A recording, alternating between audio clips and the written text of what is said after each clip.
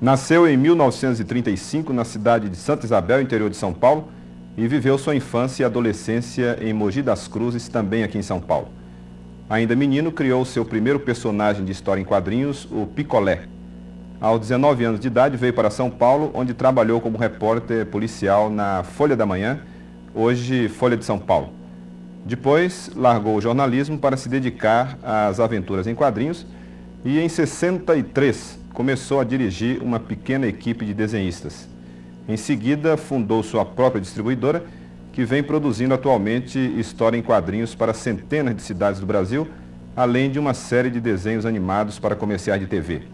Seus personagens são também conhecidos em mais de 20 países, entre eles Japão, Alemanha, Inglaterra e Estados Unidos. Participou de diversos congressos internacionais de história em quadrinhos, tendo recebido o famoso Yellow Kid, em Lucca, na Itália, considerado uma espécie de Oscar dos quadrinhos. Tem mais de 100 personagens registrados e entre os mais famosos contamos a Mônica, Cebolinha, Cascão e o Pelezinho. Boa noite, Maurício de Souza. Boa noite para todo mundo aí. Vamos então à primeira pergunta do programa. Suas ordens. Como é que você aprendeu a desenhar? Eu aprendi a desenhar com lápis e papel na mão e com os meus pais me incentivando bastante desde quando eu era criancinha, menininho. Nunca ninguém tirou o lápis e o papel da minha mão, então eu prossegui até hoje. Antes de você ser desenhista, já foi alguma coisa? Eu, antes de ser desenhista, eu fui uma porção de coisa enquanto também era desenhista. Fui repórter policial, trabalhei em escritório, em faturamento, fui locutor de rádio lá em Mogi das Cruzes, tentei ser cantor. Fiz uma porção de coisinha, mais ou menos sempre ligado à atividade artística. Mas eu queria mesmo, desde criança, ser desenhista de histórias em quadrinhos ou escrever para criança. Qual foi o primeiro personagem criado por você? O primeiro personagem criado por mim foi o Capitão Picolé, quando eu era criança. Criança, estava com a sua idade. Depois, assim, comercialmente ou profissionalmente, o primeiro foi o Bidu, quando eu já estava em São Paulo, já era mocinho e tudo mais. E depois vieram os outros, e a Mônica, Cascão, Cebolinha, assim por diante. Maurício, eu queria saber o que ficou de Mogi das Cruzes nos seus quadrinhos. Não só ficou, como ainda existe, como vai ficar, tudo de uma infância gostosa, divertida, bacana, cercado de carinho dos meus parentes, dos meus amigos, dos meus colegas de escola. E principalmente ficou muita coisa que ainda existe lá em Mogi.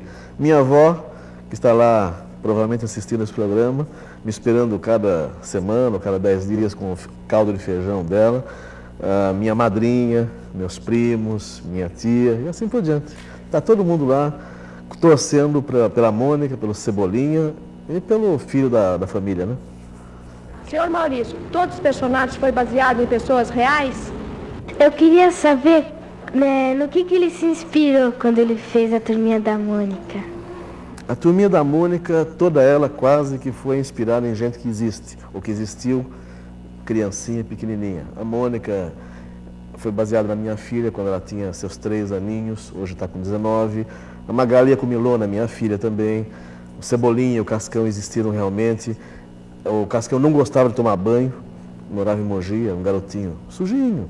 O Cebolinha tinha um pouquinho de cabelo, não 5 fios, tinha um pouquinho mais, mas tinha o cabelo espetadinho, falava errado e tinha apelido de Cebola realmente. Então essa criançada existiu, continua existindo nas nossas historinhas e continuará existindo aí enquanto vocês gostarem deles. Oi, pai, eu queria saber em que você inspirou a Tina. Falam por aí que é em mim. E eu queria saber também por que o Bidu é azul. Mariângela, filha número 1. A Mariângela me inspirou quando era pequenininha, bem pequenininha, a Maria Cebolinha. Ficava engatinhando pelas histórias em quadrinhos e antes engatinhava pela casa. E depois, quando a Mariângela cresceu, me inspirou a Tina, a menininha adolescente. E o Bidu é azul porque ele precisava ser de alguma cor. Antes ele era branco nas histórias de jornal. Quando fui para a revista precisava pintar o azul de alguma cor. precisava escolher uma cor bonitinha. Vermelho, cachorro vermelho não dava, um cachorro verde esquisito, um cachorro de outras cores, ficava muito igual a tudo quanto é cachorro, pintei de azul, que eu acho que é uma cor bonita. Seu Maurício, por que a personagem Tina passou de uma criança para uma moça e não aconteceu o mesmo com os outros personagens? Porque a Tina estava se misturando muito com a historinha da Mônica. Havia pouca diferença entre a idade da turminha da Mônica, ou da Mônica, e a Tina com seus 11, 12 anos. Eu preferi então dar uma defasada, dar uma diferenciada nas idades, para nós termos realmente ambientes diversos nas nossas histórias em quadrinhos e para dar um balanço melhor na distribuição do nosso material na revista. Quando você vê seus personagens que você se inspirou na gente, você ainda nota alguma semelhança? Realmente, do jeito que você está, é meio difícil, minha filha. Essa moça que vocês viram é a Magali, só que ela está lá com o cabelinho moderninho. A Magali, quando eu vejo a Magali desse jeito como ela está, é meio difícil de ver a outra Magali de onde eu me inspirei. Mas quando eu vejo a Magali comendo como ela come até hoje, inclusive meia melancia inteirinha, realmente eu lembro tudo o que eu criei, tudo o que eu inventei em termos de historieta, de personagem de quadrinhos, com o nome de Magali.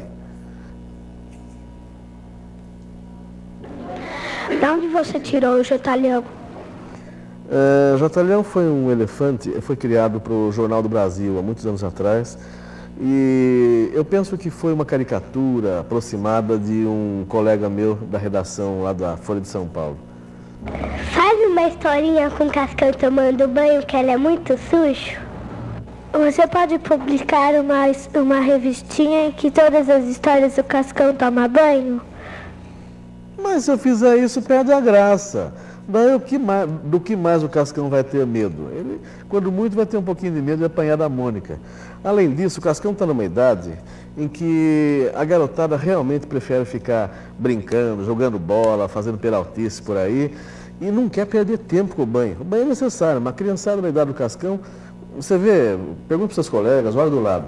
É meio difícil a garotada largar a brincadeira para tomar banho. Então o Cascão é influenciado por essa garotada. Enquanto existir essa garotada fugindo de banho, o Cascão também está lá. Maurício, a propósito dessa preocupação desses garotos que fizeram a pergunta, eu gostaria de saber que tipo de crítica você recebe com mais frequência por parte desse público jovem que lê seus quadrinhos. Olha, eu não recebo exatamente uma crítica. Eu recebo sugestões como essa que acham que seria um sarro, uma brincadeirinha, um negócio gozado, dar um banho no Cascão. De vez em quando eu também recebo alguns convites de fabricantes de sabonete, de produtos de limpeza que querem contratar o banho no Cascão. Também está fora de cogitação. Eu acho que, como eu falei agora há pouco, o Cascão é influenciado pela garotada. Não é o Cascão que influencia a garotada. Realmente, eu me lembro bem e eu conheço muito garoto por aí que foge do banho como o diabo da cruz. Mas você leva em conta essa reação, essas sugestões dos garotos? Eu levo sim. No caso do Cascão não, porque eu não acho que isso seja perigoso, porque de qualquer maneira o pai ou a mãe vão agarrar o garoto pelas orelhas e levar para o banho, lógico, mais dia menos dia.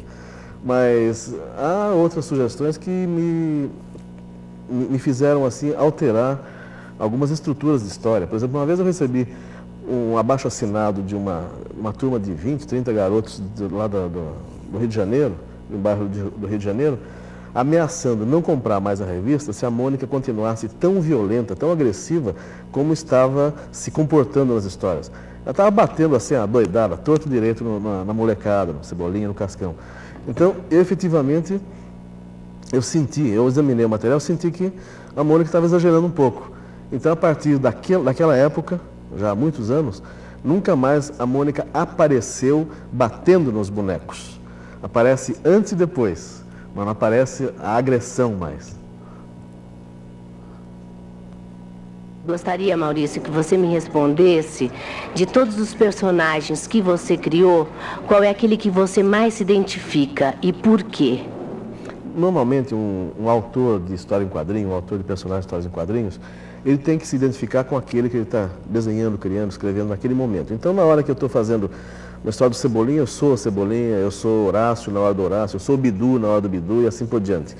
Mas através da boca de uma menininha, de um menininho, de um pai de uma criança, de outro personagem, às vezes você não pode dizer algo assim de dentro de você, de dentro de uma pessoa adulta, né? Então, eu acho que o personagem, por onde eu falo mais de mim, é o Horácio, o dinossaurozinho. Porque é um personagem que não está perdido no tempo e no espaço, não tem compromisso com nada social atual. Muita gente confunde com grilo, gafanhoto, apesar de ele ser um filhote de Tiranossauro Rex. Então, através do Horácio eu digo alguma coisa. Através do Bidu, às vezes, também.